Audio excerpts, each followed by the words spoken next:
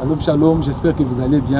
Tu dois savoir que Dieu ne traite pas tout le monde de la même manière. Tu dois savoir que sur la terre, il y a une catégorie de personnes que nous appelons les privilégiés de Dieu. Alors suis-moi jusqu'à la fin et tu vas en tirer une grande leçon. Nous sommes dans Proverbes chapitre 8, le verset 17. La parole de Dieu déclare: j'aime ceux qui m'aiment et ceux qui me cherchent, ils me trouvent. Avec moi sont la richesse et la gloire, les biens durables et la justice. Mon fruit est meilleur que l'or pur, et mon produit est préférable à l'argent. Je marche dans les chemins de la justice, au milieu des sentiers de la droiture, pour donner des biens à ceux qui m'aiment et pour remplir leur trésor. À partir de cette portion, tu comprends déjà que Dieu aime la catégorie des personnes qui l'aiment aussi.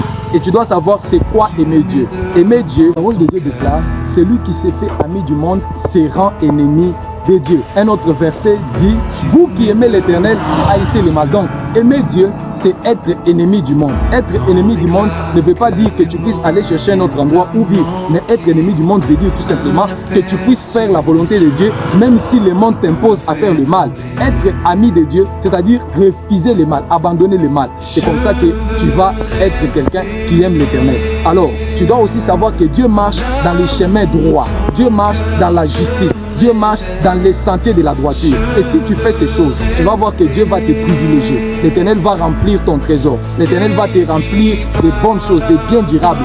Et il va te donner de la joie. Et ce sont des choses que Dieu ne fait que pour une catégorie de personnes, c'est-à-dire les personnes qui l'aiment. Toi aussi, est-ce que tu aimes Dieu? Est-ce que tu les cherches? Parce que si tu les cherches, tu vas les trouver. Que le Seigneur te bénisse ce matin. C'était votre émission Un coup d'œil dans les Écritures. Paix et grâce.